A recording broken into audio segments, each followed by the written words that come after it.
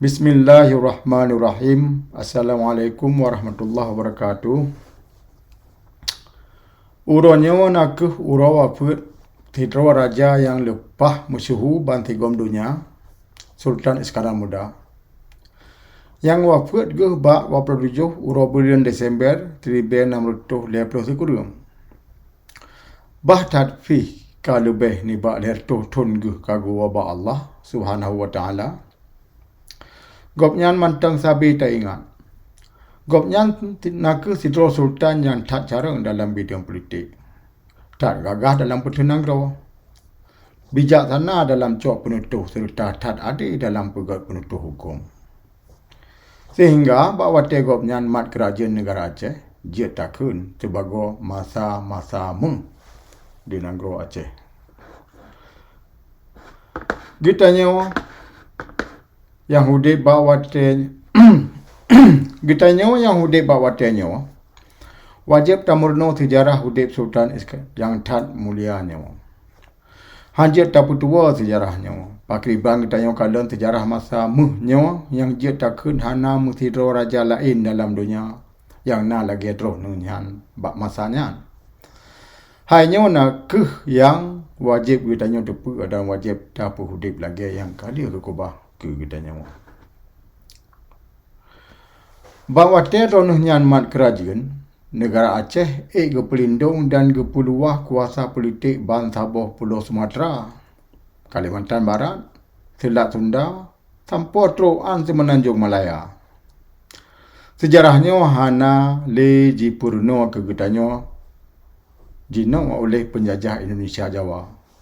Sebab dah tad bahawa tianyan Jawanyan manteng hana jitu osuk baje adong. Sedangkan kitanya kamu kuasa di tengah ni bak dunia Melayu. Malay penjajah Jawanyan menyaji perno kitanya perkaranyan. Deh drawajih bangai tan. Temajino kitanya kedua yang kata petua sejarahnya dan tajak merno sejarah Jawa yang hana mempusapanya. Menyatakan luar, Sultan Iskandar Mudanya mat kuasa lebih luas ni bak apa yang Majapahit nyan man. Padahal Majapahit nyan hana di kuasa mandum Pulau Jawa api. Kerajaan Pasundan pihan kumah di kuasa Pulau Mandum Sumatera. Cik sejarah yang dipernah-pernah perkara Majapahit nyan. Tat hana mupat menyata banding dengan sejarah kedai Aceh yang bak masa Iskandar Muda. Masa nyo jet tapua kelai menyo ketanya bangsa Aceh nyo tatim pergisah lagi sejarah yang kana. Asal bertatim hanjit le ketanya tamu dip dengan gop yang atu. Gop yang beri perintah, gop yang puwianun. Kitanya payah tak semikir merdeka dan tak buat merdeka lagi nak tu. Hakan masa Iskandar Muda nyo jet musuhu lagi nyan. Sebab kita hormat perintah dan bangsa Aceh kita terima perintah nimbak bangsa tu. Sultan Iskandar Muda lepas tak ada ke dalam beri penutup hukum. Hana kepikir perkara pribadi membacut pi. Yang kepikir cit kepentingan jamaah, kepentingan bangsa, agama dan negara Aceh merdeka. Puan dari gopnyan yang jet ke menemat getanya orangnya tentang perkara jamaah dan negara. Mati anak mupat jerat, mati adat ho tamita. Narinya kan gekun menan-menan mantong. Kan gekun ke gura-gura. Narinya gekun wate gecok penutup yang santing perkara anak ge.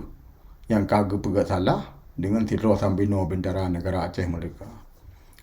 Dengan sebab nariknya ke maka penutup yang ada, dia ke pejak. Dan anak ke kena hukum mati.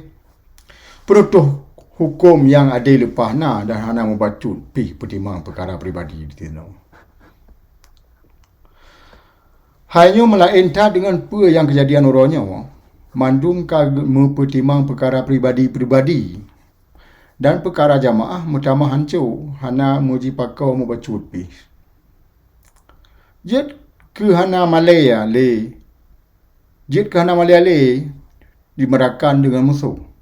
Hana male-ale perayuk drawa jika banyak bangsa.